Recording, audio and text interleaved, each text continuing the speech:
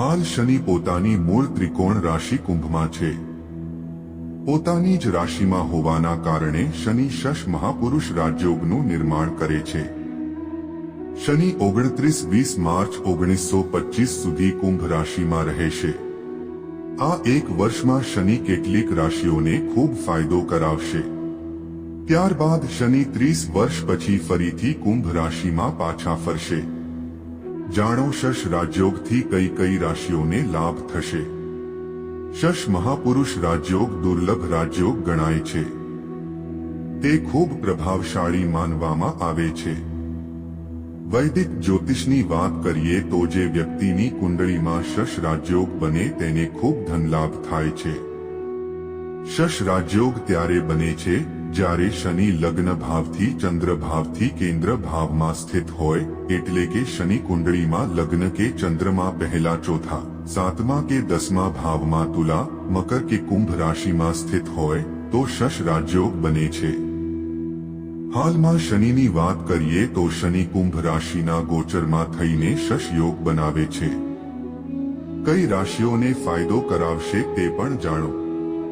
વિડિયોની શરૂઆત કરતા પહેલા આપ સૌને ખાસ વિનંતી છે, જો તમે પણ માં લક્ષ્મીને માનતા હોવ તો કોમેન્ટમાં જય માં લક્ષ્મી જરૂર લખજો, જેથી માં લક્ષ્મીજીની કૃપા હંમેશા આપ પર બની રહે અને ચેનલને સબસ્ક્રાઇબ કરવાનું ભૂલતા નહીં।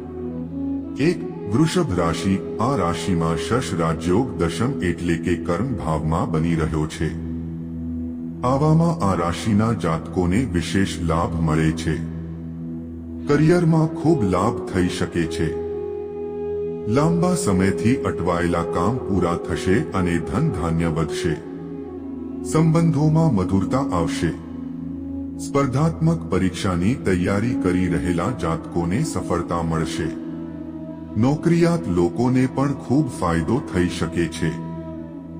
નવી નોકરી શોધી રહેલા લોકોને સફળતા મળી શકે છે। વેપારમાં ખૂબ લાભ થશે। પરિવાર સાથે સારો સમય વીતશે। 2. કુંભ રાશિ। કુંભ રાશિના લગ્ન ભાવમાં શશ રાજયોગનું નિર્માણ થઈ રહ્યું છે। આવામાં આ રાશિવાળાને ખાસ લાભ થઈ શકે છે। ભાગ્યનો પૂરેપૂરો સાથ મળશે, જેનાથી દરેક ક્ષેત્રમાં સફળતા મળી શકે છે। આ સાથે જ વિદેશમાં ઉચ્ચ શિક્ષણ મેળવવાનું સપનું પૂરું થઈ શકે છે। જો તમે નોકરી બદલવાનું વિચારતા હોવ તો આ સમયમાં લાભ કરાવી શકે છે। તમારા કામને જોઈને પ્રમોશન કે ઇન્ક્રીમેન્ટ થઈ શકે છે। તમારા હુનરથી દરેક પ્રેરિત થશે। કરિયર વધારવામાં મદદ કરી શકે છે। બિઝનેસમાં પણ લાભ મળી શકે છે। આધ્યાત્મ તરફ ઝુકાવ વધુ રહેશે।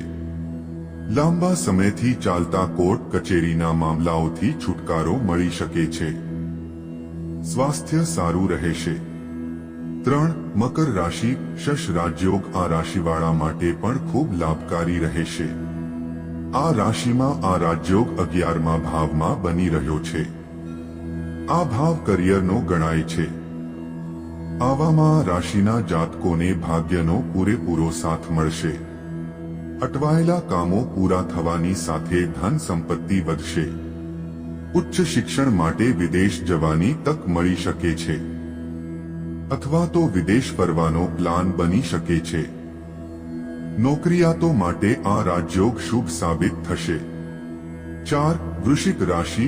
વૃશ્ચિકવાળાના કરિયરમાં નવી ઊંચાઈ જોવા મળશે। પ્રમોશનની તક છે। પગાર વધારો થઈ શકે છે। બિઝનેસ સાથે જોડાયેલા હશો તો ખૂબ લાભ થશે। પ્રભાવશાળી લોકોને મળવાનું થશે। લવ લાઈફ પણ સારી રહેશે। પાર્ટનર સાથે સારો સમય પસાર કરશો। ધન ધાન્ય વધશે। મિત્રો, વિડિયો પસંદ આવ્યો હોય તો લાઈક, શેર અને સબસ્ક્રાઇબ જરૂર કરજો। જય માતા લક્ષ્મી।